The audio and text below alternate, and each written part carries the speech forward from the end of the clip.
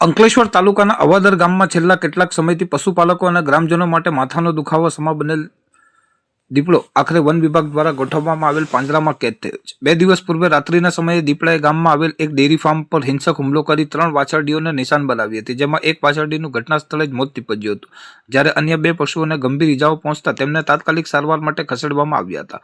આ લોહિયાળ ઘટના બાદ સમગ્ર અવાદર પંથકમાં ભય અને દહેશતનો માહોલ જોવા મળતો હતો અને ગ્રામજનો પોતાના પશુઓ તેમજ પરિવારની સુરક્ષાને લઈને ચિંતાતુર બન્યા હતા. સ્થાનિકોની ઉગ્ર રજૂઆત બાદ વન વિભાગની ટીમે તાત્કાલિક હરકતમાં આવી ડેરી ફાર્મની આસપાસના વિસ્તારમાં પાંજરું ગોઠવી દીપડાને પકડવા માટે વ્યૂહાત્મક ગોઠવણ કરી હતી.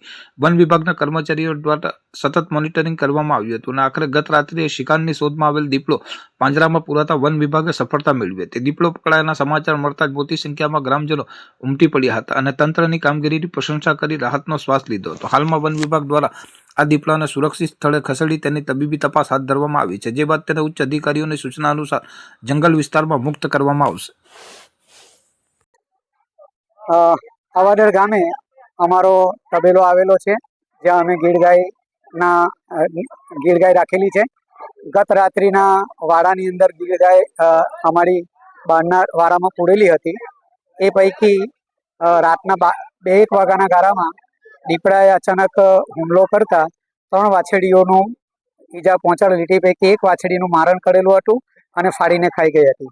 ત્યારબાદ સાંજના સમયે વન વિભાગના આ વાતની જાણ કરતાં વન વિભાગે સવારે મુલાકાત લીધી હતી અને સાંજના 5 વાગ્યાના અરસામાં એઓ આવીને પિંજરું મૂકી ગયા હતા અને પિંજરાની અંદર મૂકીને ગયા પછી લગભગ 7-8 વાગ્યાના ગાળામાં દીપડો ફરી પાછો તબેલા પર દેખા દીધી હતી અને પિંજરામાં પૂરાયો હતો.